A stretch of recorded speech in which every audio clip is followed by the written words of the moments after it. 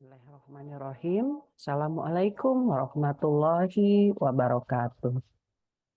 Video kali ini saya tujukan untuk Bapak Ibu guru pelajaran bahasa Inggris, terutama di tingkat SD dan SMP yang berasal dari latar belakang sarjana sastra Inggris. Kita tahu banyak dari lulusan sastra Inggris yang kemudian berkarir sebagai guru di sekolah-sekolah di seluruh Indonesia. Namun demikian, terkait pengajaran membaca untuk siswa dengan disleksia, prodi-prodi sastra Inggris rata-rata tidak menyediakan kuliah yang relevan. Ya, dengan demikian, ketika kemudian para guru ini memiliki ya atau diberikan kepercayaan untuk mengajar bahasa Inggris untuk siswa-siswa dengan disleksia, mereka mengalami kesulitan. Jadi video ini diniatkan untuk memberikan informasi bagaimana pengajaran membaca kata bisa dilaksanakan. Baik, nah ini yang sudah kita tahu, Bapak Ibu viewers ya, tentang anak dengan disleksia yang bisa Bapak Ibu lihat juga di video-video lain ya di channel Rumah Bahasa Inklusif Indonesia ya yang sangat peduli kepada anak-anak dengan disleksia. Kesulitannya seperti ini ya. Jadi anak dengan disleksia mengalami kesulitan membaca dan kemudian mereka memerlukan pengajaran eksplisit tentang pemetaan grafem fonem. Ya, jadi kalau ada huruf apa itu berarti bunyinya apa. Ya, kalau ada suku kata konsonan vokal konsonan ya itu kemudian bunyinya apa. Nah, ini mereka memiliki kesulitan dan kemudian untuk bisa membaca tulisan-tulisan kita ya mereka memerlukan pengajaran eksplisit dan ini tentu saja juga berlaku pada membaca kata-kata dalam bahasa Inggris Bapak Ibu ya yang kita tahu mempunyai karakteristik yang berbeda ya dibandingkan dengan kata-kata atau penulisan kata-kata dalam bahasa Indonesia. Baik, guru dengan latar belakang sastra Inggris kemungkinan tidak dibekali dengan ilmu pengajaran decoding kata bahasa Inggris. Ya, jadi biasanya mahasiswa sastra Inggris itu belajar membaca untuk diri mereka sendiri. Begitu ya. Jadi kalau kita ada mata kuliah reading, itu mereka membaca untuk tahu artinya, ya tahu maknanya, kemudian tahu makna kalimat juga ya, tidak hanya kata. Lalu bagaimana mungkin ada pesan-pesan tersirat dan sebagainya untuk pemahaman mahasiswa yang bersangkutan sendiri. Tapi bagaimana mengajarkan membaca kepada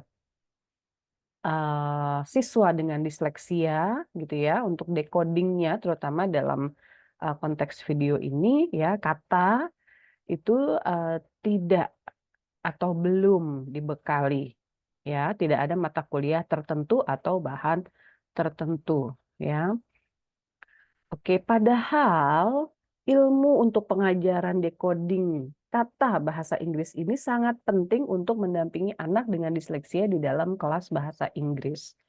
Ya, jadi misalnya dia tidak bisa memahami ejaan tertentu ya yang mungkin ejaannya sama ya, kata satu dengan kata yang lain tapi kemudian dibunyikannya atau dilafalkannya secara berbeda ya. Kenapa tidak sama misalnya ya. Ini kita perlu ilmunya ya, kita perlu ilmunya supaya anak-anak dengan disleksia itu bisa uh, akurat ya membaca kata, decoding kata dalam kelas bahasa Inggris.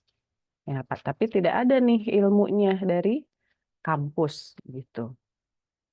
Oke, jadi apa yang perlu dilakukan ya? Pertama sekali, rekan-rekan guru bahasa Inggris perlu menyadari dan mengakui adanya disleksia.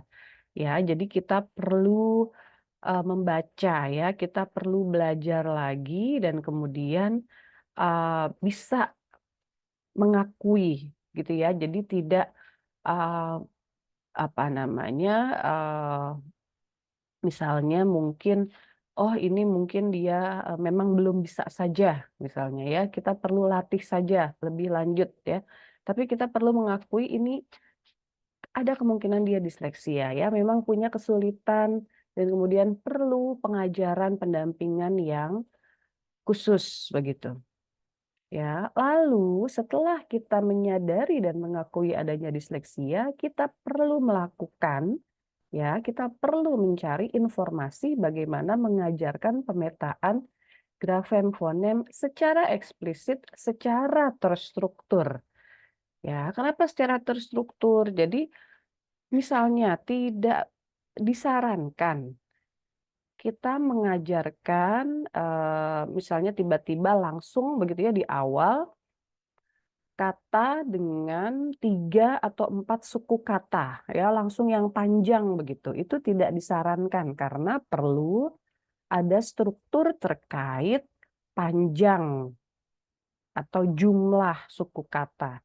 Ya, jadi yang pendek-pendek dulu Bapak Ibu ya, baru nanti dari satu suku kata, dua suku kata, tiga suku kata dan bahkan jumlah huruf di dalam suku kata ya karena bisa saja di dalam bahasa Inggris ya satu suku kata tapi hurufnya ada 3, ada 4 begitu ya. Jadi perlu secara terstruktur supaya anak sudah memiliki informasi latar belakangnya dulu gitu ya, dasarnya dulu. Baru dari situ dia membangun informasi selanjutnya gitu ya.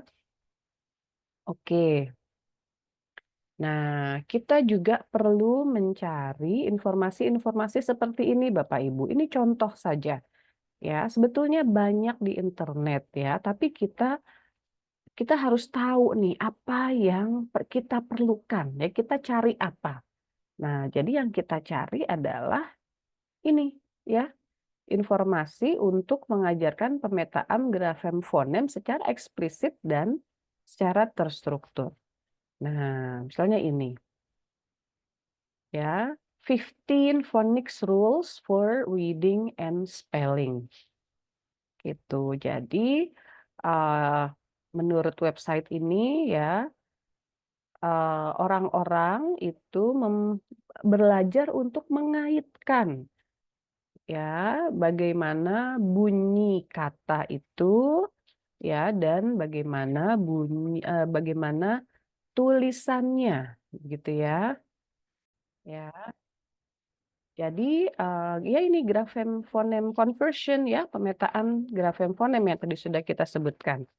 Nah, jadi memang di dalam bahasa Inggris ada yang disebut phonics instruction, begitu ya. Karena ada ejaan-ejaan bahasa Inggris itu yang memang ada ketidakteraturan, ya tapi di dalam ketidakteraturan itu ternyata bisa kita cari keteraturannya apa, begitu ya, untuk membantu anak-anak kita dengan disleksia. Dan ini satu contoh website ya yang memberikan beberapa ya 15 ini ya aturan ya, aturan phonics.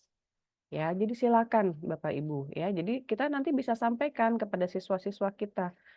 Kalau kamu melihat seperti ini, ya berarti nanti membacanya begini, ya. Dan di website ini ada banyak contoh-contoh kata juga, Bapak Ibu ya, bisa kita uh, simpan ya, kita catat untuk menjadi bahan kita nanti ketika kita mengajar.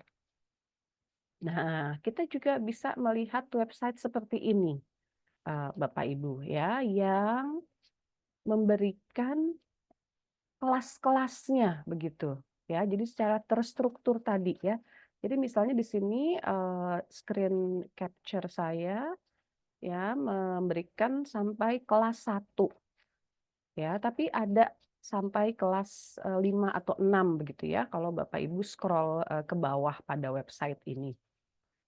Nah, kita lihat di kelas 1 ya, kelas 1 ini kata-katanya pendek-pendek gitu ya. Nah, nanti semakin kelasnya, tinggi ya, jumlah suku kata juga menjadi semakin banyak dan kata-katanya menjadi panjang ya. Jadi ada struktur seperti itu, bisa kita lihat di sini. Lalu kemudian ini ada pengaturan berdasarkan, alfabetis ya, alphabetical order. Jadi kita bisa juga secara terstruktur untuk diri kita sendiri, di awal ya, lalu juga kita bisa nantinya atur untuk siswa-siswa kita. Nah, jadi ini aturan-aturan, rules yang dasar ya, dan ini juga kata-kata yang sering muncul, Bapak Ibu ya. Jadi ada struktur juga terkait, frekuensi ya, bagaimana anak, diharapkan ya bisa didampingi untuk belajar membaca kata-kata yang lebih sering muncul ya, yang lebih sering ada di teks bacaan mereka. Ya sehingga, apa yang mereka sudah, kuasai itu langsung bisa dipraktikkan. Nah, kalau kemudian mereka bisa ya, mereka paham bacaannya itu kan senang juga mereka ya, mereka akan menjadi semangat ya. Jadi kita perlu juga memperhatikan happy-nya mereka gitu ya. Jadi kalau senang, "Oh aku bisa loh, ternyata bahasa Inggris tidak susah," gitu ya, ternyata, eee, ada caranya. Nah mereka akan semangat ya, walaupun memang pasti ada, kesulitan ya karena mereka punya disleksia, tapi dengan cara yang, terstruktur seperti ini, ya mereka akan lebih, bisa, melihat begitu ya, aturannya seperti apa ya, karena memang ini eksplisit ya, dan itu yang mereka perlukan, eksplisit dan terstruktur dengan bahan-bahan yang bisa kita Eee, pilih-pilih Bapak Ibu ya, bisa kita olah yang mana yang baik ya dari bahan-bahan yang, eee, free ya, yang, gratis di internet. Oke. Nah kemudian setelah, kita kerjakan ya pendampingannya, kita juga perlu mengamati dan mencatat pola kesalahan membaca ya dari apa yang ditunjukkan oleh anak-anak kita, Bapak Ibu. Ya, jadi, belum selesai nih ya. Kenapa? Karena kita perlu menggunakan data tersebut untuk merencanakan dan melaksanakan pendampingan. Ya, jadi, eee, supaya lebih tepat gitu ya, supaya lebih mengena. Ya, kita pakai data dari anak-anak kita. Ya, misalnya ada pola-pola ejaan tertentu yang, sulit untuk anak kita.